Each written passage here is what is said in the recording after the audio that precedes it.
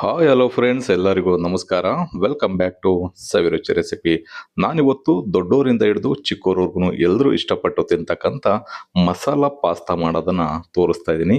ನಾನು ತೋರಿಸ್ತಕ್ಕಂಥ ವಿಧಾನದಲ್ಲಿ ಮಾಡಿಕೊಂಡ್ರೆ ಒಂದೇ ಟೈಮ್ಗೆ ಪೂರ್ತಿ ಖಾಲಿ ಮಾಡ್ಬಿಡ್ತೀರ, ಅಷ್ಟು ಸಖತ್ತಾಗಿರುತ್ತೆ. ಪದೇ ಪದೇ ಅಂತೂ ಕೇಳಿ ಮಾಡಿಸ್ತಾ ಇರ್ತೀರ, ಅಷ್ಟು ರುಚಿಯಾಗಿರುತ್ತೆ. ಬನ್ನಿ, ಈ ಮಸಾಲ ಪಾಸ್ತಾನ ಯಾವ ರೀತಿ ಮಾಡೋದು, ಇದಕ್ಕೆ ಏನೇನು ಪದಾರ್ಥಗಳು ಬೇಕು ಅಂತ ನೋಡ್ಕೊಳ್ಳೋಣ.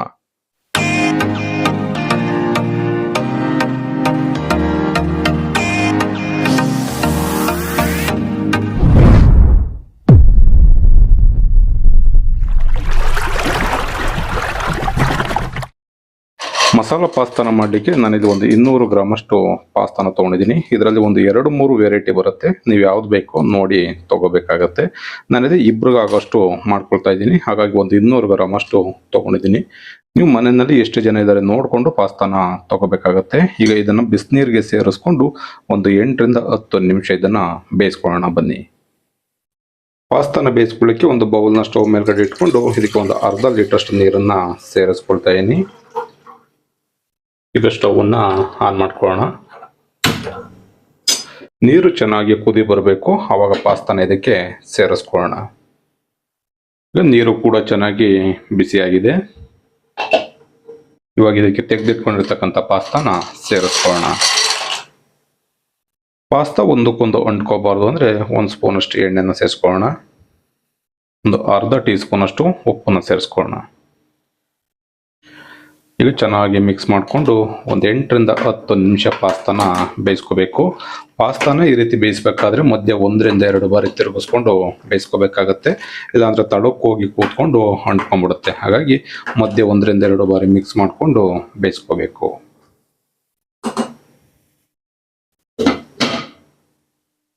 ನೋಡಿ, ಈ ರೀತಿ ಚೆನ್ನಾಗಿ ಕುದಿ ಬಂದು ಪಾಸ್ತಾ ಬೇಯಬೇಕಾದ್ರೆ ನಾನು ಆಗ್ಲೇ ಹೇಳ್ದಾಗೆ ಮಧ್ಯೆ 1-2 ಬಾರಿ ಮಿಕ್ಸ್ ಮಾಡಿಕೊಂಡು ಬೇಯಿಸ್ಕೋಬೇಕಾಗತ್ತೆ. ನೋಡ್ಬೋದು, ಈ ರೀತಿ ಪಾಸ್ತಾನ ಬೇಯಿಸ್ಕೋಬೇಕಾದ್ರೆ ಸ್ವಲ್ಪ ಕಲರ್ ಚೇಂಜ್ ಆಗಿಲ್ಲ, ವೈಟ್ ಇಲ್ಲ, ಕೆಂಚಿಗಿದೆಯಲ್ವಾ. ಪಾಸ್ತಾ ಎಲ್ಲ ಬೆಂದಾದ್ಮೇಲೆ ವೈಟ್ ಆಗುತ್ತೆ. ಅಲ್ಲಿವರೆಗೂ ಒಂದು 8-10 ನಿಮಿಷ ಬೇಯಿಸ್ಕೊಳ್ಳೋಣ.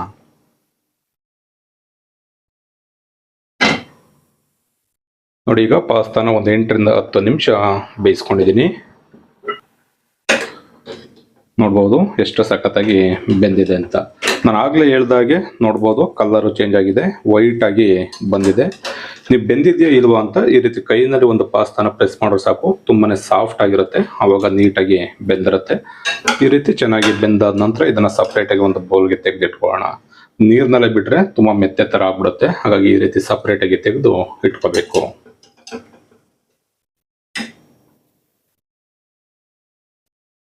ನೋಡ್ಬೋದು, ಪಾಸ್ತಾ ಬೇಯಿಸ್ಕೊಳ್ಳೋದಕ್ಕಿಂತ ಮುಂಚೆ ಇದೇ ಕಪ್ಪಲ್ಲಿ ಅರ್ಧ ಕಪ್ಪಿನಷ್ಟು ಪಾಸ್ತಾ ಇತ್ತು. ಇವಾಗ ಬೆಂದಾದ ನಂತರ ಎಷ್ಟಾಗಿದೆ ಅಂತ.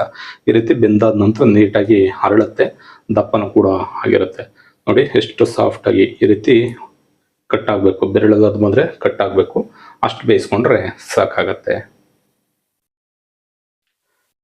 ಈಗ ಪಾಸ್ತಾನ ರೆಡಿ ಮಾಡ್ಕೊಳ್ಳಿಕ್ಕೆ ಒಂದು ಫ್ರೈ ಪ್ಯಾನ್ ಬಿಸಿಯಾಗಿ ಇಟ್ಕೊಂಡಿದ್ದೀನಿ. ಇದಕ್ಕೆ ಒಂದು 2-3 ಟೇಬಲ್ ಸ್ಪೂನ್ ಅಷ್ಟು ಎಣ್ಣೆ ಸೇರಿಸ್ಕೊಳ್ಳೋಣ.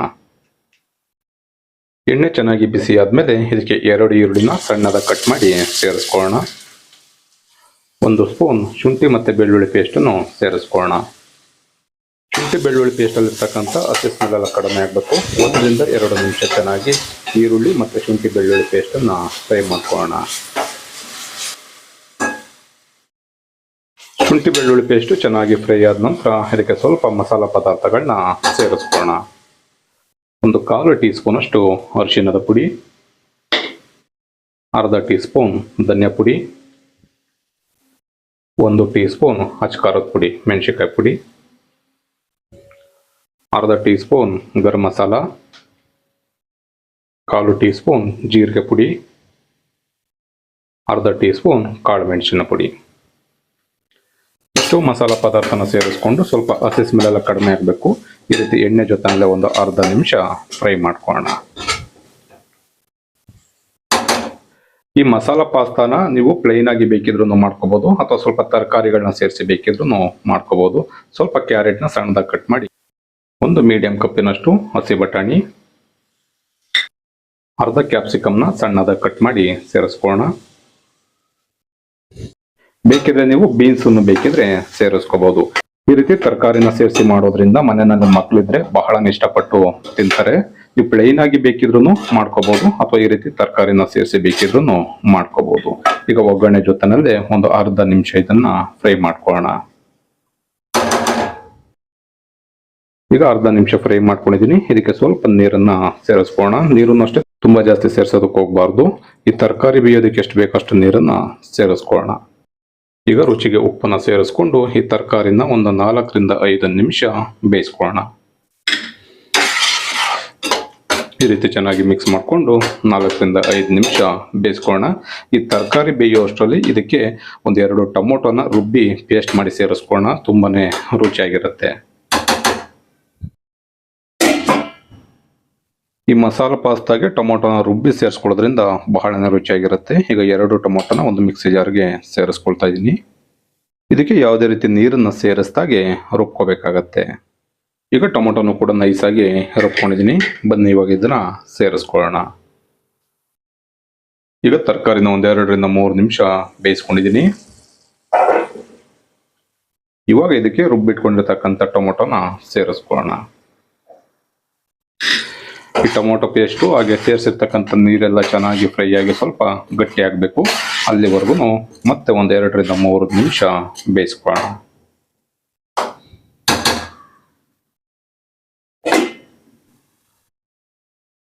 ಈಗ ಒಂದು 3 ರಿಂದ 4 ನಿಮಿಷ ತರಕಾರಿ ಮತ್ತೆ ಮಸಾಲಾನ ಚೆನ್ನಾಗಿ ಬೇಯಿಸ್ಕೊಂಡಿದ್ದೀನಿ. ನೋಡ್ಬೋದು ಈಗ ಅದಕ್ಕೆ ಸೇರಿಸಿರ್ತಕ್ಕಂಥ ನೀರೆಲ್ಲ ಡ್ರೈ ಆಗ್ತಾ ಬಂದೈತೆ. ಈ ರೀತಿ ಗಟ್ಟಿ ಆದಾಗ ಈಗ ಬೇಯಿಸಿ ಇಟ್ಕೊಂಡಿರ್ತಕ್ಕಂಥ ಪಾಸ್ತಾನ ಇದಕ್ಕೆ ಸೇರಿಸ್ಕೊಂಡು ಒಂದು 2 ರಿಂದ 3 ನಿಮಿಷ ಕಂಪ್ಲೀಟ್ ಆಗಿ ಸ್ಟವ್ ಲೋ ಫ್ಲೇಮ್ ನಲ್ಲಿ ಇಟ್ಕೊಂಡು ಬೇಯಿಸ್ಕೊಂಡ್ರೆ ಬಹಳನೇ ರುಚಿಯಾಗಿರ್ತಕ್ಕಂಥ ಮಸಾಲ ಪಾಸ್ತಾ ರೆಡಿ ಆಗತ್ತೆ.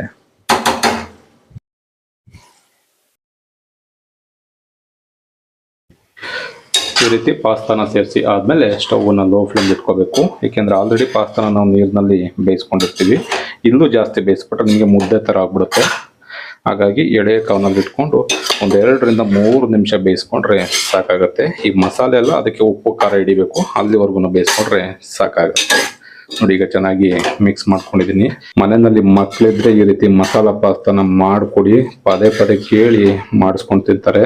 ದೊಡ್ಡವರಿಂದ ಚಿಕ್ಕವರವರೆಗೂ ಎಲ್ಲರೂ ಇಷ್ಟಪಟ್ಟು ತಿಂತಕ್ಕಂಥ ರೆಸಿಪಿ.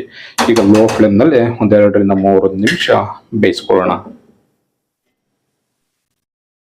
ಈಗ 2 ರಿಂದ 3 ನಿಮಿಷ ಫ್ರೈ ಮಾಡ್ಕೊಂಡಿದ್ದೀನಿ. ನೋಡ್ಬೋದು ಎಷ್ಟು ಸಖತ್ತಾಗಿ ಮಸಾಲ ಪಾಸ್ತಾ ರೆಡಿ ಆಗಿದೆ ಅಂತ.